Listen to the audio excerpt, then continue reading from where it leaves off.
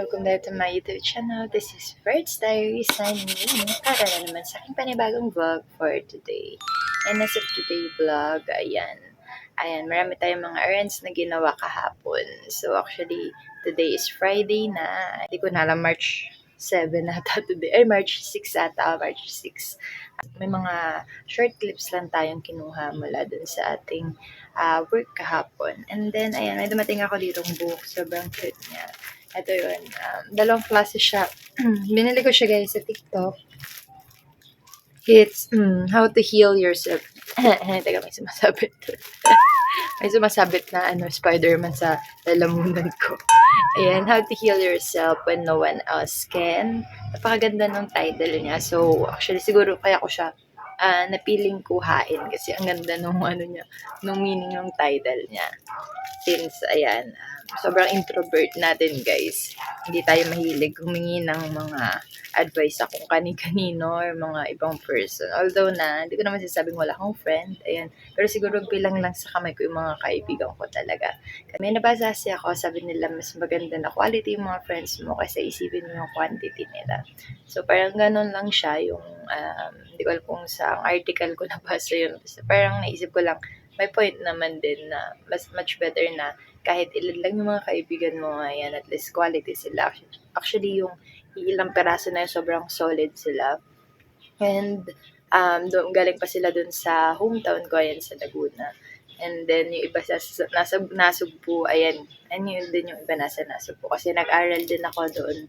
And sobrang tagal kong nag-stay doon. Marami akong mga naging kaibigan. Sila yung mga friends ko rin na nagsipag-migrate na din sila sa nagsipaglipatan na rin sila sa Laguna. So, halos magkakasama na rin kami doon. And then, ayun, ito yung isa is Think Smarter and, Think Faster and Think Smarter. Ayan. Actually, mga books na binili ko at pinili ko, gusto ko yung magamit ko sila, hindi lang para i-waste ko yung time sa kanila and para maubos lang yung oras ko, yung panahon ko. No, gusto ko kasi bumili ng mga books na which is maganda para sa mental health ko and makakatulong sa akin. Ayun, so pagbibili tayo guys ng mga books, usually mga ganito lang. Actually, napaka-affordable lang nito guys. Pwede kayong add to cart ng mga ganito. Siguro hindi pa inabot ng 200 itong dalawa or 250, mga ganyan. Hindi ko na maalala, pero parang mga ganun lang siya. Siguro 100 something lang, and then ito rin parang 150 or 1. Nakasale kasi siya, may voucher ako. So, pero parang ganun na naman yung price niya, wala pa 200 pesos isa. Napakaganda niya guys. Actually, iniisip ko sa National Bookstore ako bibili ng libro. Kaso nga lang, sabi ko, parang hindi na masyado yung mga libro nila doon, parang hindi na updated, gano'n. Siyempre, yung mga nandun, yung mga mostly yung mga dictionary, mga Bible, as in actually may Bible din ako dito. Binigay ng mama ng friend ko. Actually, hindi ko pa siya masyado nagagamit guys, pero lagi ko siyang tinatabi sa higahan ko. Yan. Pag wala akong magawa, lalo na pag medyo nalulungkot ako, ayun, binabasa-basa ko lang siya, ganun. Kasi meron naman akong Bible sa, sa device ko. So, mostly every morning, ayun, dun ako magbabasa ng mga Bible verse, and parang, meditation na din.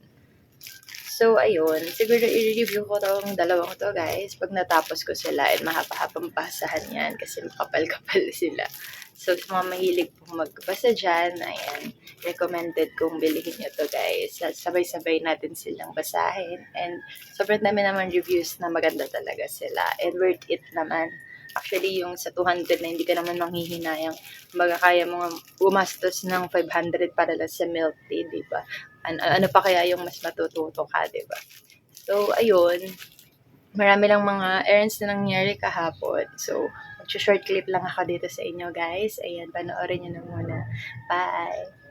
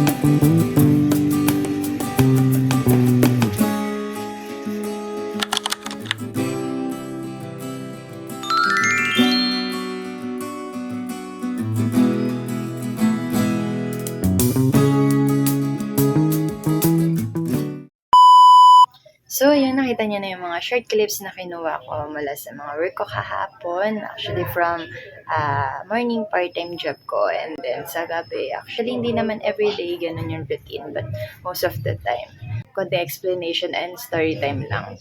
Dun kasi sa first, yung Tolor, ayan, tinatawag nilang Tolor dito. Yun yung living sa atin, guys. Kung familiar kayo dun sa mga St. Peter, di ba? May service sila na pag na may namamatay, ayun, may mga songs silang pinapatugtog habang umaandar. And sa atin hindi naman kasi uso yung lakad-lakad. Dito kasi nilalakad talaga nila as in mga around 2 hours. Ayan, 2 to 3 hours nilalakad nila yun. Pero yung iba naman talaga sobrang ikli lang, wala pang 1 hour tapos na. So depende na lang, swertihan na lang dun sa mabubuk na service sa'yo. So, yan, medyo maingay yung nasa labas. Actually, guys, bumili na ako ng, ng microphone kasi hindi kasi siya fit sa akin. So, kung may nakakaalam ng way para mapatunog ko siya, yun Shizu S16. Kasi ang phone ko is Vivo V23e. So, sabi niya, sinearch ko kay ChatGPT, hindi daw siya compatible. Kasi parang hindi niya kaya magbasa ng mga external mic or everything. And kung may alam kayo guys na way para mabasa siguro, para write na lang sa aking comment box. Ayan, para magamit ko siya kasi nakakahinayang din. Ayan, binili ko siya. Ayun yung in-order ko last time pa. So, buti na lang hindi yung pinakamahal yung binili ko kasi kung yun, parang sayang din yung pera kung hindi rin din siya magagamit. Pero actually, gumagana naman siya. Hindi naman sa product yung problem kasi trinay ko siya sa ibang device sa mga tropa ko and gumana sa kanila. Sa akin lang talaga. And Type-C rin kasi yung saksakan niya. So, pwede rin siya sa iOS, ayan, mga Apple phone, ayan. So, ayun na nga, balik na nga tayo. And then, yung sa Tulor na nangyari, ayun, mga around, nag-start kasi ako dyan, around 4 a.m. umaalis ako dito sa bahay and makakauwi ako siguro around 10 to 11 a.m. din, ayun. Mga ilang oras, medyo mahaba-haba yung niya, yung interval niya. Pero actually, hindi naman sa buong oras na yun is perform ako. Actually, pagdating ko ng 4 a.m., pag alis ko ng 4 a.m., dadating ako doon mga 5:30 kasi yun yung call time namin doon sa cemetery. Doon yun yung call time namin sa may Puninaria and then breakfast lang kami doon. And then siguro mga around 6 or before 7, ayan, umaalis na kami doon sa Puninaria. Pupunta na kami doon sa family nung namatayan. And then, pipick upin namin doon. Nag-pack up pa sila. So, mga 30 minutes na, pag-prepare pa nila yun. So, mga 7 or 7:30 to mga 10:30, ayan, naglalakad sila. Pero, dinadala pa kasi nila sa simbahan. So, siguro mga isang oras yung pagitan mula sa mga bahay, tapos pupunta sa simbahan. Yan, na nagwo-walk lang talaga sila guys. So, masisipag sila maglakad dito. Parang na kasi nila yun, panata na nila. One time nga mayroon pa akong na-experience, 3 hours talaga. Parang kumbaga mga 2 hours na wala pa kami sa kanto, wala pa kami dun sa highway. Papalabas pa lang kasi parang baryo na yun yung natugtugan namin. So, ayun, mahilig sila doon sa mga Ilocano ng mga kanta. Pag mga ganun, hindi namin masyado kinukuha kasi wala naman akong Ilocano kanta. Although na yung daddy ko Ilocano talaga siya, pero ako kasi hindi ako marunong mag-Ilocano, guys. So, yun, mga kinukuha lang namin yung medyo malapit lang dito sa Dagupan. Mga Benmali, Lingayen, mga ganyan. And then, ayun, yung iba naman nagra-running sila. So, pag running, mas maswerte ka kasi mga around 30 minutes, ganyan, or 1 hour, wala pang isang oras, tapos na kayo. nandun na kayo agad sa simbahan or sa sementeryo. Yung iba kasi diretso, pag hindi sila Catholic, ayan, dinediretso na nila sa sementeryo na, hindi na sila napapabless sa simbahan. Pero madalas talaga mga Catholic sila, so dinadaan pa sa chapel, ayan. Yun yung work ko na yun, tinatawag nila dito Tolor. Ayan, isa sa mga sideline work ko yun every morning. Bukod sa gabi na nag-gig ako and nagpe-play kami ng music dun sa resto. Ayan, yung isa ko pang, ano man tawag dyan, morning job, ayun. Kasi, na-introduce siya sa akin ng mga kasamahan ko na parang pinasipran nila ako since narinig nila marami akong mga gospel song na alam. And mostly kasi ganun yung mga gustuhan nilang patugtog doon, yung mga Christian songs, mga ganyan.